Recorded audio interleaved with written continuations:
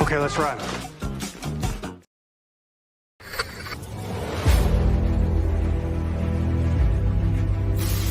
Your mission, should you choose to accept it.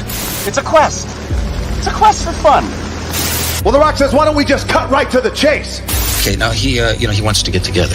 Well, he wants to talk. I want you to do me a favor. I want you to tell all your friends about me. It's showtime, folks! What are you?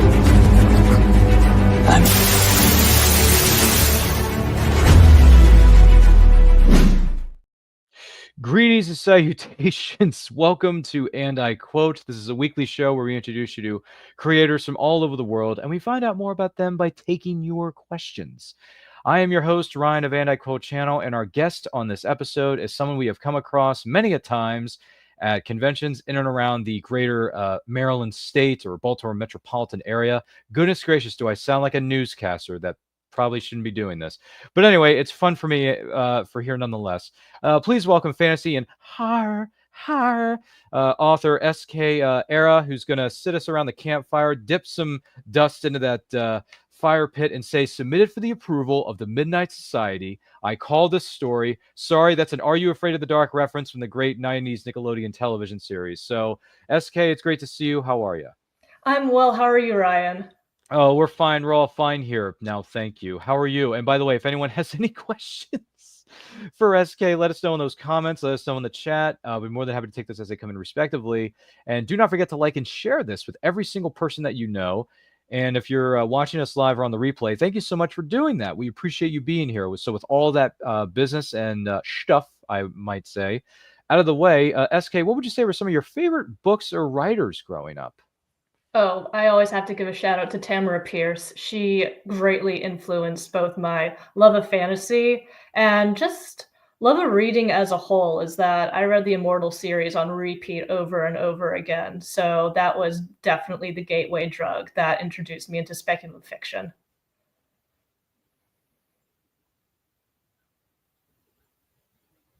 Gee whiz, my technical prowess is terrible. That's fantastic. What would you say were some of your favorite TV series growing up? I was a big fan of the Bruce Timm superhero DC series. So I grew up on Batman, the animated series that then naturally translated over to Superman, Batman Beyond, Justice League, and they hold up. Darn right they do. And a lot of the voice actors have gone to conventions to meet the millions and millions of fans out there, including the late, great Kevin Conroy, who played Batman, who unfortunately is no longer with us. But I've met him. Great guy. Really, really cool to talk with. He actually, I told him when I first saw him, I said, Kevin, did you know I watched Batman Mask of the Phantasm again the other day? It's a really good movie. He says, oh, really? It's my favorite too. So, yeah. No, I love that one. It's perfect. Mm-hmm. I think it's one of the best. A lot of people say over the years have said it is by far and away the best Batman movie ever made, if not one of the top three, I would say, isn't it? So, oh, yeah. I just love the noir Art Deco mood that they lean into with the Gotham universe in that series. So it was just, it's great for kids, and it's even better for adults who watched it as kids. Yeah, it's a dark show, fellas. It's a dark show. It deals with a lot of dark subject matter, but it does it in a very mature way. And the Art Deco look of the show doesn't hurt anybody either. And now every time I sit down to read a Batman comic, all I hear is Kevin Conroy in my head voicing Batman. Yeah. Oh, it's he's really the only Batman actor, and that he passed away is just terrible. Very, very sad, but hey, he graced us with his presence at a lot of conventions around the world, and he met a lot of the fans out there. It's only unfortunate that the fans who have yet to meet him are not going to have that chance, but you can still watch the show. You can still go back and watch his movies, or he even voices a lot of the video games too, so you can go back and watch those tapes, watch that footage on YouTube, as a matter of fact, which is what we're streaming on right now, as a matter of fact, because I'm Batman. Which is fantastic. So you mentioned some really good names out there. Now, what would you say were some of your favorite movies growing up? We were a Lord of the Rings family. Is that that was inevitable, is that we would go see it in the theaters. The moment it came out, we got the extended editions because that's the only proper movie form. And so even outside the movies, that we were a Lord of the Rings house, is that I remember early on is that we had the dictionary that whenever we wanted to know what a word was, is that we had to get our spindly little 6-year-old arms carrying it over to look it up. But right next to it was the complete set of Lord of the Rings as well. So that is burned into my brain. Okay. Well, it's funny you say that because fun fact for those of you watching and listening to us at home, I don't have them in front of me right now, but they are here on another side of the studio. I just bought the Lord of the Rings trilogy, the extended editions on DVD. I know DVD is old fashioned nowadays, but I don't have access to my Blu-ray player with my current living situation. I have to compromise with the things that I do have, which in this case, I have a portable DVD player, SK, so I can just sit down and watch Lord of the Rings whenever. So now what I'm going to attempt to do, if not this weekend, sometime within the next few weeks, because it's the holiday season, we're in the midst of it too, by the way, is watch the extended editions of Lord of the Rings for the very first time. So Oh, you're in for a treat then. I hope so, because Fellowship of the Ring is my favorite of the three. Oh, we're on the same page. That's my favorite movie of them as well. It is. It is. Fellowship of the Ring is by far and away the best. It is my favorite. It's got a great setup, a great introduction to Middle Earth and the characters and potatoes, And what about 11th, 12th? It's just I don't know. Is there a second? What about second breakfast? I don't know. Maybe that's a 2 p.m. Pip. I don't know. But the other thing I really like about the movie is and this is something that doesn't really get talked about a whole lot, the love story between Aragorn and Arwen on the bridge. I mean, that just, when she gives him the necklace, do you see what I'm saying here, SK? Do you know what scene I'm talking about? Yeah. That scene is just, it's amazing. It's amazing that she's willing to give all that up just to spend one lifetime with him. That is insane. Yeah, and credit has to be given to Howard Shore, who composed the soundtrack, is that he never misses the mark with any scene. No. Especially that scene, that piece that plays. I think it's called Even Star, is phenomenal. All right. If it's called Even Star, let us confirm that for us in the chat. I'm curious because that's a great piece of music. And not only that, the scenery around it is so good, It's amazing. And SK and I were just talking about this in the green room before the show. We went ahead and supported some indie artists and small businesses out there, which, by the way, happy Small Business Saturday to all those who celebrate it and follow it. Please purchase products from small businesses in and around the U.S., if not outside of the U.S. I bought a Aragorn hoodie that says, "You have my sword" on it, with Aragorn's name and sword on the back of the hoodie. So I got my Fellowship of the Ring swag that'll be coming to my home within the next couple of weeks once the orders are eventually sent out. Because Lord knows things are going to be very busy this holiday weekend for those of us here in the States with shipping and all that other cuckoo for Cocoa Puff stuff that goes on. But yes. Fellowship of the Ring is numero uno in this house. It's very, very good to me. So, Which, by the way, just out of curiosity, favorite Lord of the Rings character? Oh, I'm basic. I go for Samwise Gamgee. Is that it's hard to beat somebody who is that loyal and that pure. So just somebody who is unmotivated by power, knows what he wants, is got his feet on the earth. That's something to aspire to be. Is that greatness often comes in very small and overlooked ways. And good on Tolkien for bringing a character like that to the forefront and showing what matters. Well, if it makes you feel any better, Sean Astin, aka Samwise Gamgee, I don't even know how to say his name, but Samwise Gamgee is going to be at AwesomeCon in our nation's capital, Washington, D.C. in April of 2025 with his fellow Goonies castmates. Wonderful. So if you want to say hi to Sean Astin and tell him how much the movies and the character of Samwise mean to you, feel free to go up to him and say hi. I'm sure he'd love to see you. Yeah.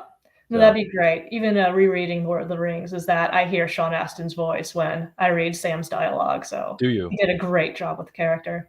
Wow, that is amazing. Potatoes. You get free potatoes for that. With that being said, favorite scene in the Lord of the Rings trilogy? Even though The Fellowship is my favorite movie, I think my favorite scene is either the March of the Ents. Again, thanks to Howard Shore's amazing composition, or when the Rohirrim arrive to rescue King Theoden and the rest of Rohan at Helm's Deep. Again, the soundtrack just makes the scene. It is transcendental how well they came together with that. All right, all right, all right. This is cool. This is cool. I know we're going to be talking a little bit more about this a bit later on in the show, but I'll bring it up now. Do you like to cosplay? And if so, would you be willing to cosplay as a Lord of the Rings character? I have no talent for craft or sewing, so cosplaying has been outside my reach. I have considered cosplaying as one of my own characters just to get some interest behind the booth, but I deeply admire people who are able to sew and craft and put their costumes together because they look fantastic when they show up at the conventions. Well, there's nothing wrong with buying your costume on your friendly neighborhood Amazon app. So I know, it just kind of feels like cheating. It's like no, ordering no, no, no, Thanksgiving no, no, no, no, no, no, dinner no, and then no. saying, "Oh yes, I cooked this." No, my young apprentice, SK. No, heavens no. I've bought many pieces of my costumes or my cosplays online, and it's not a bad thing. Listen, some people can sew, some people can craft it themselves, and that's okay. But if you can't, that's not a bad thing either. People buy their costumes on online all the time. It's not a big deal. I mean, I bought my Back to the Future outfit online. I bought my parts of my Indiana Jones outfit online. I mean, I bought the Star Wars tunic, or excuse me, Jedi garb. Excuse me, the tunic, which came with the tunic and the pants as a set on Amazon. There's nothing wrong with that. You can go and shop online. It's not a crime against humanity. Well, I might start dipping my toes into that experience at the Please. convention because it's always Yeah. great when people come decked out. Yeah, there's nothing wrong with cosplaying in different ways. There's nothing wrong with that. I mean, listen, we encourage it in the Comic Con community, and if we're not doing it, then we should be. I have some friends of mine who would agree with me, and specifically, I'm looking at you, Phoenix Sisters Cosplay, composed of Kelly, Crayley, and Andrea. You can find them on social media at Phoenix Sisters Cosplay on YouTube. They do a show called Cosplay Cafe, talking about their experiences within the cosplay community and interviewing other cosplayers. So don't worry, SK. I'll send you their links so you can get some. Some encouragement, maybe some tutorials on there for you. It's free, so don't worry about it. It's on us. Wonderful. You're welcome, by the way. And for those of you wondering what the frack is going on, this is, and I quote, with the incredible guest of honor known as SK Ehra on this episode. Do not forget to like and share this with everyone you know. If you're joining us live on the replay, thank you for doing that. And if you have any questions for her, let us know in those comments. Let us know in the chat as we go along with this process. Do greatly appreciate. So what made you decide to become a writer? I don't think it ever was a real decision. It was just an inevitable course that my life took, and that I was writing and creating stories from the moment that I was able to read and write, and it just naturally sort of snowballed into, well, let's see if we can make something a little bit more of this and complete some stories, get them out there, and have some fun with it. So it was predestined. Was written in the stars. And they say this to you in the movies, right? In Lord of the Rings, even the smallest person can change the course of the future. So, you can do it. We believe in you. Speaking of which, what would you say are some of the biggest rewards about being a writer? I really like talking to people who have read the books and they'll reach out to me and say, I like this part, this character spoke to me, or, this was emotionally moving. There was this one convention that I went to, and a young lady, shout out to Cynthia, she had met me at a previous one, and she came up and she said, I loved your book. I'm going to buy the next one. And that's really encouraging. And it's wonderful just to be able to connect with people and talk about what interests us, which is namely fantasy and horror. So it's a good way to meet fellows who like to explore those speculative worlds. True that, true that, true that. Opposite side of the fence, though, biggest challenges about being a writer. I'd say writing. That's pretty difficult. And you have to just be willing to sit down at the computer and stare at the blinking cursor, because that is writing, and not punish yourself for the fact that you have ideas that are making a ruckus in your head, but there's a little bit that's lost in translation and getting it to the fingertips and the keyboard. There you go. There you go. Fair point. Fair point. And to kind of piggyback on that just a little bit, what advice would you give to aspiring writers out there?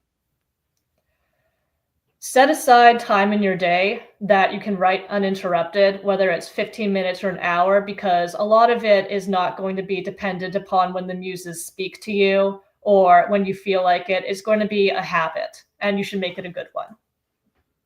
Wow, short, sweet, and to the point. This woman's good.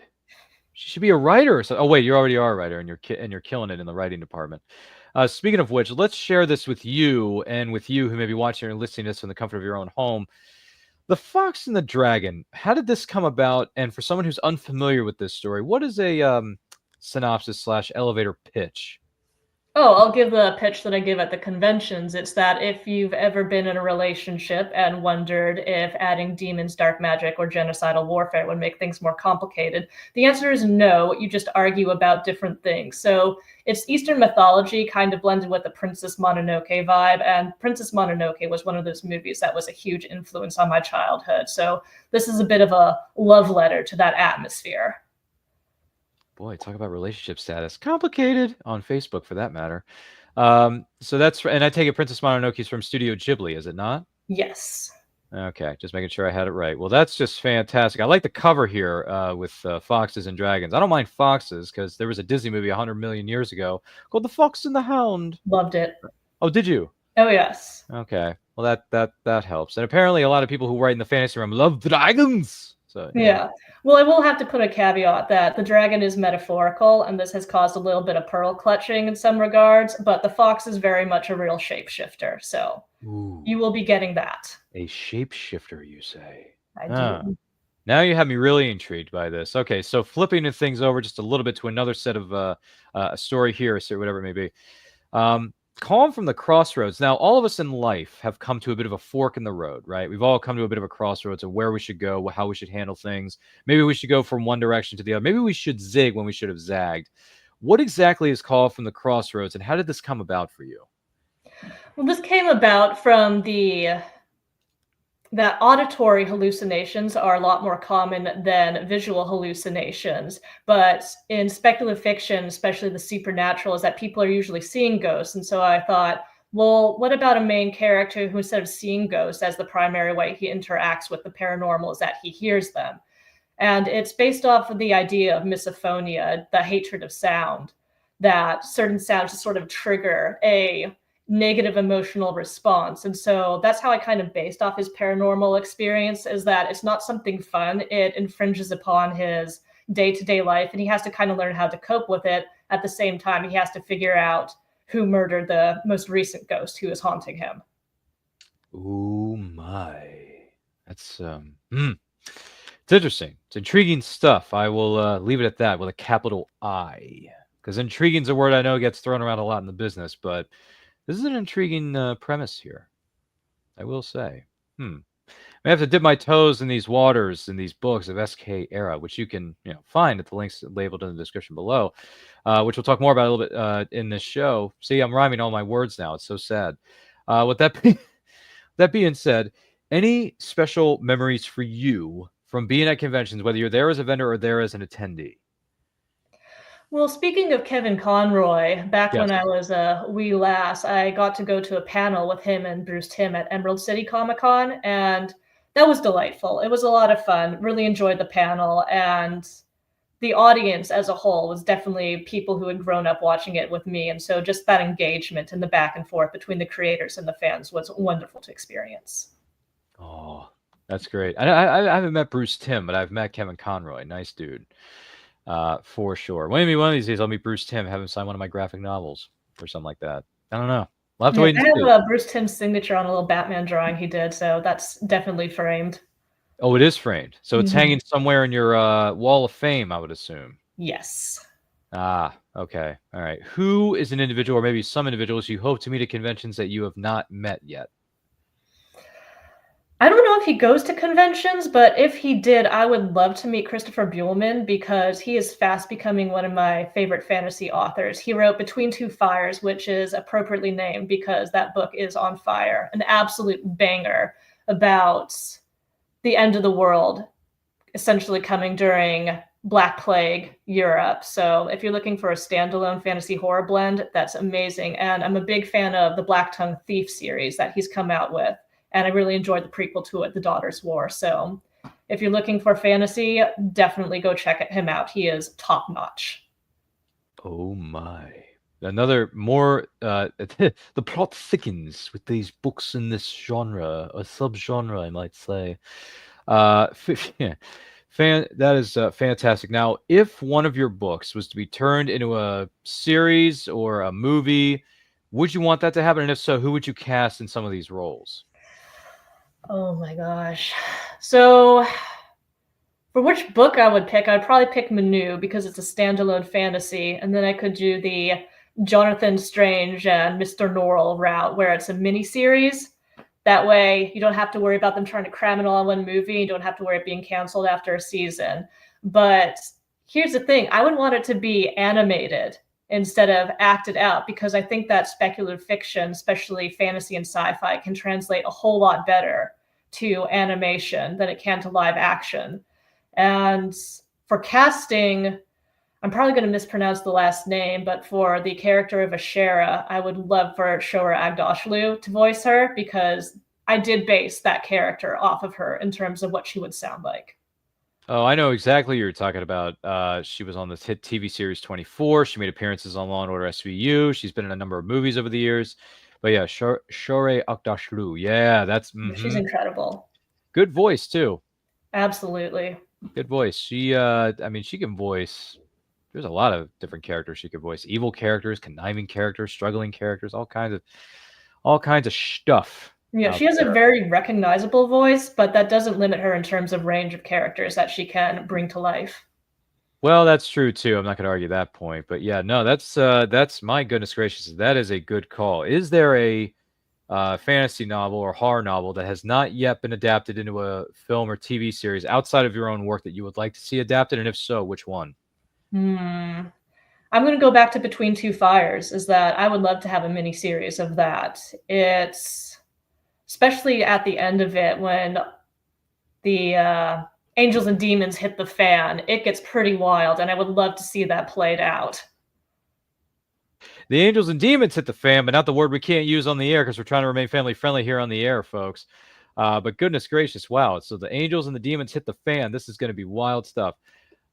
Goodness gracious. Okay. Fantastic. Well, we hope that happens, whether it's your properties being adapted or maybe somebody else's properties being adapted, because I feel like the fantasy, well, horror's been around for ages, but the fantasy genre being adapted into film is kind of a rare thing nowadays. I mean, I know we have the Lord of the Rings TV series. You have the Game of Thrones prequel series with House of the Dragon, if I'm not mistaken. House of the Dragon is what it's called. So you have some properties, but there could be more. I mean, there's room for all these different things, right? I mean, I think there's plenty of room for other fantasy type shows or maybe fantasy type movies to be had or something to that extent. I don't know. I mean, if you got a guy or a woman or, just a group of friends traveling around different realms and taking down forces of evil with, you have my sword or bow and my axe. Like, I don't have a problem with that. Yeah, the fantasy genre is definitely relatively untapped compared to all the books and stories that are available and what actually gets made onto the big or the silver screen. Yeah, that's a fair point. But then again, SK can always go back and rewatch the extended 6-hour cuts of Lord of the Rings. And I'm not saying they're 6 hours, but I believe the extended cuts are between, was it like 4.5 hours long? Yeah. So, well, if you're going to do something, you got to do it right. And that applies to the extended edition of Lord of the Rings, which are sitting right over here on the other side of my studio, SK. So when I watch these things, I will text you. I will email you or I'll DM you on Instagram. However, we're following each other on social media channels with all due respect, by the way. And I'll let you know what I think of Fellowship of the Ring, the extended cut, okay? Because that's my favorite one of the bunch. So let's see where that takes us, right? And the other thing, this is another thing I like about Fellowship of the Ring, because we didn't get a chance to mention this earlier. And I know this character gets killed because he gets killed in every one of his movies. Sean Bean as Boromir. I like the dude. I like his character because he's struggling between, should I take the ring, should I not take the ring? Like, I like that stuff. Yeah, Boromir gets a bad rap because people say, oh, he tried to take the ring, that makes him a terrible person. It goes, no, it shows that the ring's power of corruption can even reach a good, noble man. Yeah, and I think you see that a little bit more in the book, but in the movie, it definitely leans very heavily into Boromir being forever on the edge of temptation. But with the context of Gondor is at the risk of falling into ruin and all that's riding on his shoulders, you go, well, yeah, that makes sense, is that he has good intentions with it. But again, the ring has a will of its own, and it's going to twist your good intentions. Such a small thing cause so much pain. You know what I mean? Like, it's just, he's such a great actor. They're all great actors, but Sean Bean is a master. So, Gondor has no king. Gondor needs no king. It just everything he says is just gold. I don't know what it is, SK, but when he looks at The Ring. And by the way, people have made fun of this for a long time, and I don't mind them doing this. Remember when people posted these things called GIFs on social media, and he says it is a GIF instead of a gift? People have him saying it is a GIF. Why not use this thing? It's just come on, SK. You know you like that stuff. Come on. Oh, I'm a big fan of one does not simply blank. Yeah, exactly. Yeah, that one does meme not is my simply have favorite. one, like at Thanksgiving dinner the other night, you were probably saying to yourself, one does not simply have one piece of turkey. Mm-hmm. Or what's the other one that we were talking about earlier? You said one does not simply have one pot of mashed potatoes and gravy. Like it's just, or one serving, I think is the word. So it's like, you got to have more than one, right, SK? I mean, did you have more than one serving? You probably did. Yeah, that's just proper decorum at Thanksgiving dinner. Is it? I mean, I would say so. It's fine. It's fine. And if not, I'm going to believe it regardless. You are going to believe it regardless, but you could take it. We can all take that with whether it's with a grain of salt. We could take it to the bank, Mr. Senator Trent. Sorry, that's another movie that doesn't that has nothing to do with Lord of the Rings, but it's fantastic. Goodness gracious! Nonetheless, is there a favorite fantasy themed video game that you like to play? I'm not a big video game person because I'm terrible at them, So but I did like, this is a throwback, but Twilight Princess, Legend of Zelda. Really? Yeah, well, I mean, Link gets to turn into a wolf, so that's an instant win for me. You have this thing for wolves, don't you? Does that mean when you watch college basketball, you're rooting for the NC State Wolfpack like I am? Because I love the Wolfpack, baby. I'm just saying. No. My knowledge of sports ends at the moment somebody turns on the NFL. Then I'm just like, oh, what teams are playing? I don't get football either. I don't get people's obsession with it. I would rather watch college basketball than anything else because that's where the real competition is at. Football, I can't get into it, fellas. I can't do it. Just there's certain things, whether it's sports or certain fandoms, with all due respect to the fandoms out there, because Lord knows SK and I know that there's millions of them. I tried Doctor Who and I couldn't get into it. Yeah. Well, that's the beauty of life, is that there's a great diversity of ideas and fandoms, and you don't have to go to every single one. You can find the one that clicks with you and let other people appreciate what works with them. Yeah, that's very true. See, this is why SK is paid the non-existent big bucks on this show. We need to pay her more, guys. Can we get a bonus? Can we write that down, please? All right, someone's writing that down for you in the backstage area of our studio. Yeah. So don't worry, your check's going to be in the mail first thing Monday morning. So with that with that being said, once again, we are here with SK Ehra, fantasy horror writer, here on this episode of And I Quote. Do not forget to like and share this with everyone you know. If you're joining us live on a replay, thank you so much for doing that. And if you have any questions for SK, let us know in those comments. Let us know in the chat. We're more than happy to hear from you as the program continues on. Our questions are going to be provided by our good friends at poddex.com. Now, Poddex wants to know, what specific work of art do you admire the most?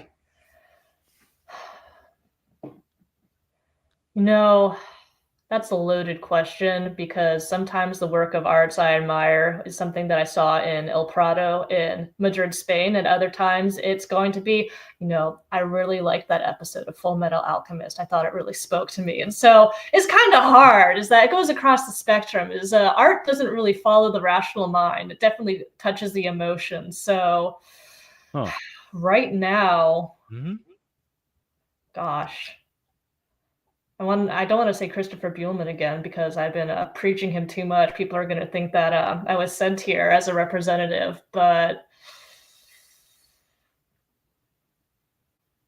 I just saw Wicked, and I'm usually not a big musical person, but that was a lot of fun, and I think that we need to have more fun, accessible stories and movies out there. So I'm gonna say, let's go on that route. I'll say go see Wicked. It's a good movie. And it's the holiday season. Take the family with you. Why don't you? Makes sense. All right. Well, that's great. Congratulations on seeing the movie. I've heard a lot of good things about it. It's breaking box office records too. So congratulations to them on that. I have not seen it, so I can't say anything about it without actually sitting down and watching it. But heard good things about it though. Yeah, my only experience with Wicked before was the book, which is rather depressing, and so I was kind of confused on how it could be a fun, lighthearted musical. And I was like, that's how. So it was a great adaptation of a rather bleak material, and then just kind of changing the story to make it a little bit more bubbly. There you go. All right. Well, hey, whatever works, right? Whatever works. If it's a formula that works, you keep on doing it. Have you ever been kicked out of anything? And if so, what was it? Well, the great thing about being an unrepentant introvert is that it's really hard to get kicked out of things if you don't join them to begin with. So far I have successfully shielded myself from that capacity, but you never know, is that it's never too late to be excommunicated from a writer's group or a social media thread, and I'm sure eventually I will run into that. Okay. Well, I mean, our good friend John Wick was excommunicado, but he still made it out okay. Yeah. So, you know, for the most part. Anyway, if you've seen all 4 movies, you know what I'm talking about. And guess what? They're doing a spin-off of the John Wick franchise with a young, well, she's a recognizable actress. Ana de Armas is playing the assassin in this movie, and it's a spin-off of the John Wick movies. That's going to be fun to see. Ballerina from the world of John Wick. That's going to be fun.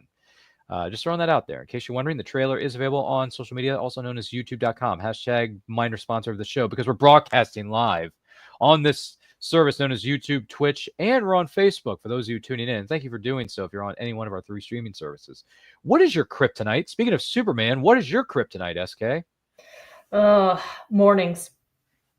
My hit points take a dramatic hit if I wake up anytime before 8 a.m. Can't do it. I'm a night owl, so if that alarm clock is going off too early, then I just know that the day is going to be a challenge. We're going to be doing the last leg of Mordor, and I'm going to look like Frodo at the end of it.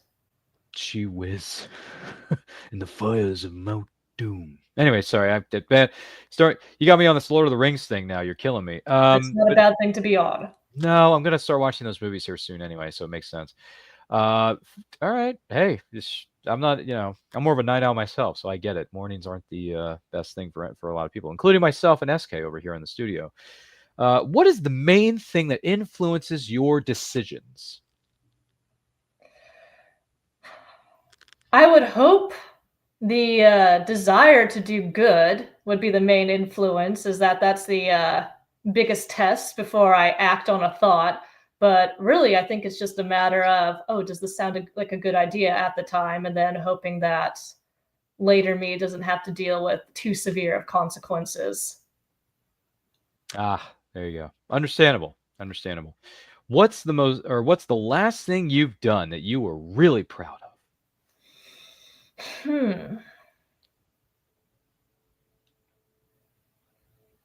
I make a really good shrimp etouffee.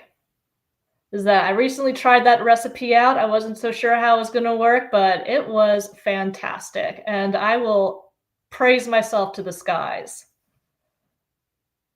Oh my goodness. Okay. That's awesome stuff. You know what? Yeah, it doesn't have to deal with writing, but it does have to deal with creation. So I think that is at least a parallel in some regard. Right on.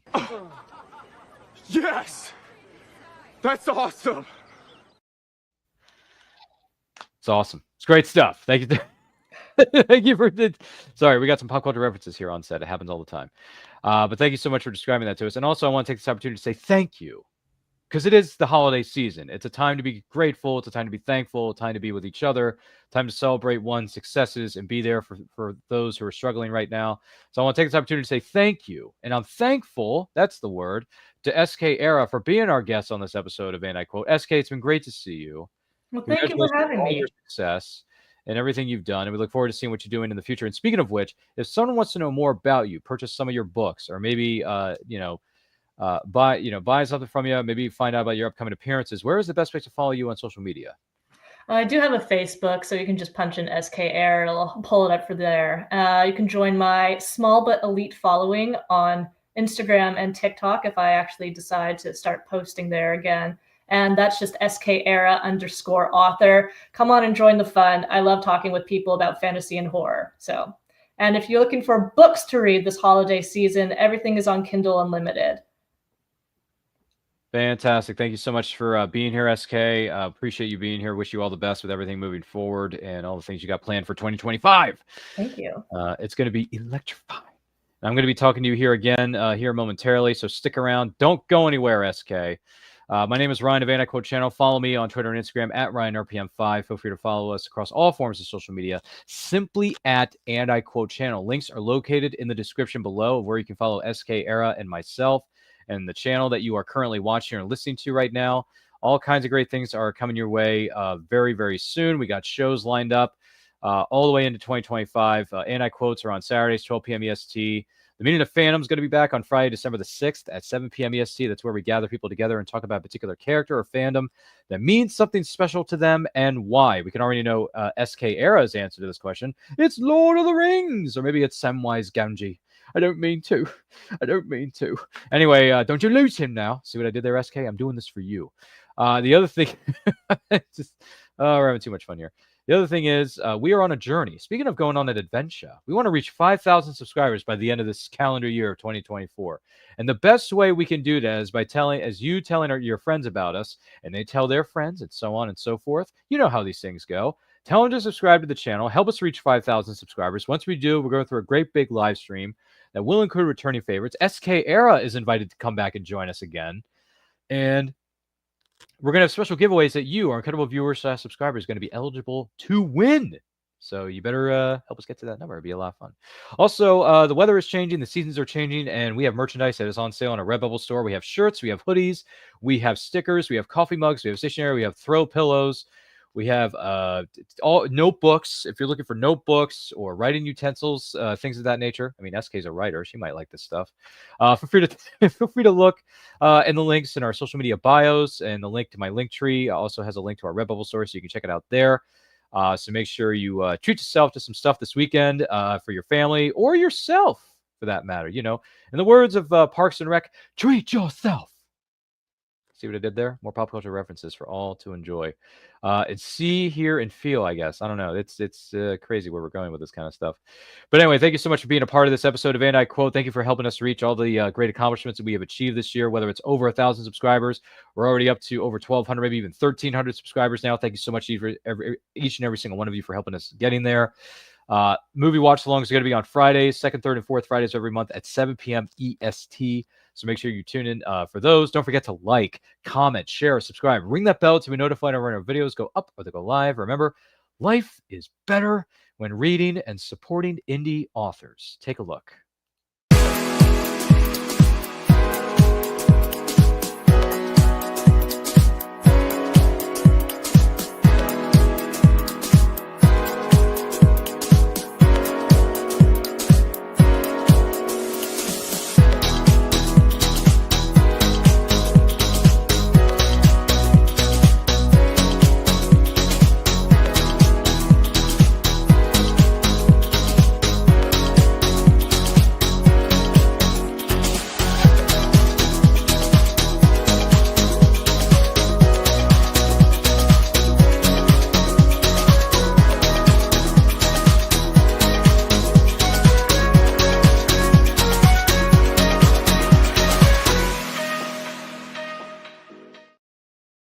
Author Cindy Kep is writing on the edge. Books include Remnant in the Stars, The Loudest Actions, Lines of Succession, Mindstorm,